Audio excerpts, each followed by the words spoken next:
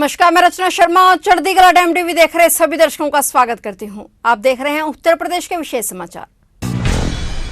उत्तर प्रदेश अब 2 करोड़ से अधिक प्रिकॉशनल डोज लेने वाला राज्य बन गया है। इसी के साथ सर्वाधिक आबादी वाले यूपी ने सर्वाधिक टीके देने वाले राज्य की ख्याति हासिल कर ली है। अब प्रदेश में लगभग 2 करोड़ से अधिक लोगों ने कोविड वैक्सीन की प्रिकॉशनल डोज ले ली है और इसी बढ़त के साथ यूपी टीकाकरण अभियान में दूसरे प्रदेशों की तुलना में पहले पायदान पर अपना स्थान बनाए हुए है। सर्वाधिक आबादी वाले यूपी में सर्वाधिक टीके की डोज देकर देश में यूपी टीकाकरण अभियान का सफलतापूर्वक नेतृत्व कर रहा है।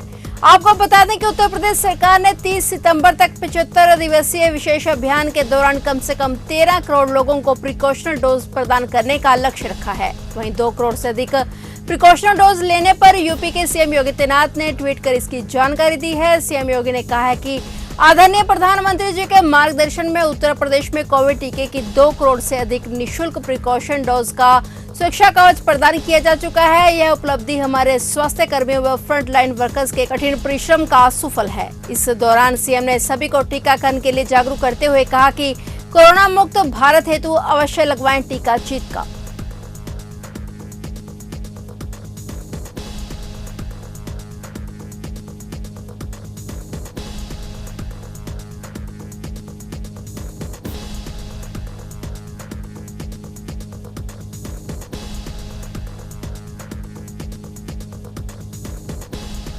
उत्तर प्रदेश के मुख्यमंत्री योगी आदित्यनाथ ने सौर ऊर्जा क्रांति की ओर बढ़ रहे प्रदेश में आगामी 5 वर्षों के लक्ष्य को पूरा करने के लिए नई सौर नीति तैयार किए जाने के निर्देश दिए हैं। मुख्यमंत्री ने एक उच्च स्तरीय बैठक में प्रदेश की ऊर्जा आवश्यकताओं की समीक्षा की। सौर ऊर्जा प्रकल्पों को बढ़ावा देने की जरूरतों पर जोर देते हुए मुख्यमंत्री ने नई सौर ऊर्जा नीति तैयार करने के निर्देश दिए हैं। उन्होंने कहा है कि पर्यावरण संरक्षण के प्रति प्रतिबद्धता और बढ़ती ऊर्जा जरूरतों की पूर्ति के लिए गैर पारंपरिक ऊर्जा विकल्पों को प्रोत्साहन दिया जाना आवश्यक है। सौर ऊर्जा इस दृष्टि से अत्यंत उपयोगी माध्यम है। यद्यपि विगत वर्षों में इस दिशा में प्रयास हुए हैं, किंतु ऊर्जा क्षेत्र में आत्मनिर्भरता के लक्ष्य के लिए हमें और नियोजित व तेज प्रयास करना होगा। सीएम ने कहा कि हमारा लक्ष्य अगले 5 वर्षों में 22,000 मेगावाट सोलर पावर उत्पादन किया होना चाहिए। मुख्यमंत्री ने यह भी कहा कि प्रधानमंत्री नरेंद्र मोदी के मार्गदर्शन में उत्तर प्रदेश सरकार अयोध्या को मॉडल सोलर सिटी के रूप में विकसित करने की महत्वपूर्ण योजना पर काम कर रही है। यह परियोजना अन्य शहरों के लिए मानक प्रस्तुत करेगी।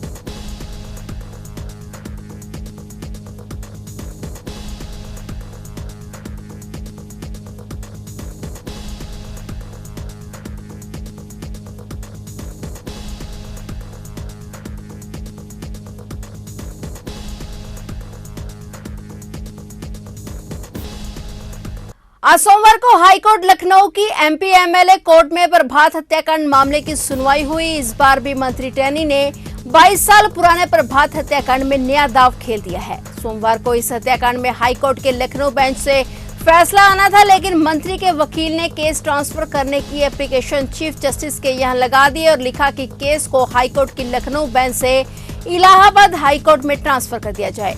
ऐसे में जस्टिस रमेश सिन्हा और रेणु अग्रवाल की डबल बेंच ने मामले की सुनवाई की अगली डेट 6 सितंबर को दे दी है। ये 5वीं बार है जब फैसला आने की तारीख पर नई तारीख मिल गई है। गौरतलब है कि लखनऊ विश्वविद्यालय के छात्र नेता रहे प्रभात गुप्ता की 8 जुलाई 2000 को तिकरूनिया के गोली मारकर हत्या कर दी गई और इसमें अजय मिश्र टैनी समेत 4 लोगों को नाम दर्ज किए गए थे।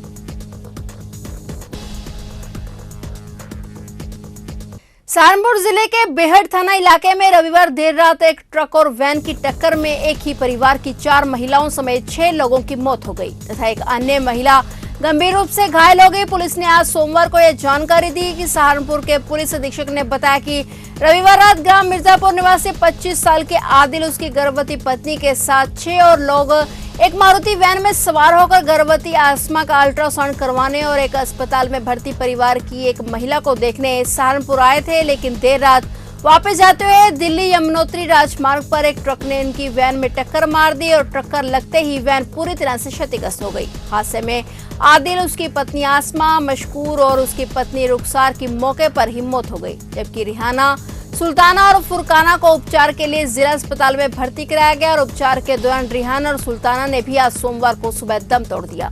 फुरकाना की हालत भी गंभीर बनी हुई है। उन्होंने बताया कि हादसे के बाद ट्रक चालक फरार हो गया। पुलिस ने ट्रक को जब्त कर चालक की तलाश शुरू कर दी है। मृतकों के शवों को पोस्टमार्टम के लिए भेजा गया है।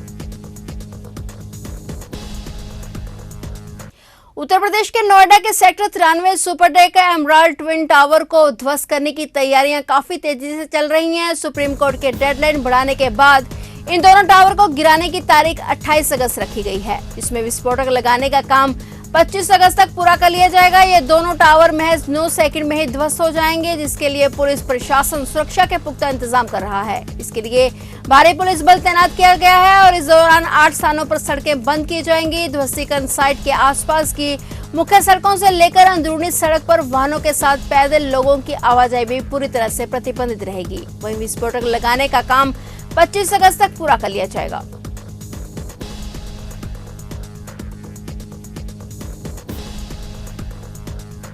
फिलहाल उत्तर प्रदेश के विशेष समाचारों में इतना ही और नए समाचारों के साथ फिर से हाजिर होंगे। तब तक के लिए देखते रहिए चढ़ती कला टाइम टीवी।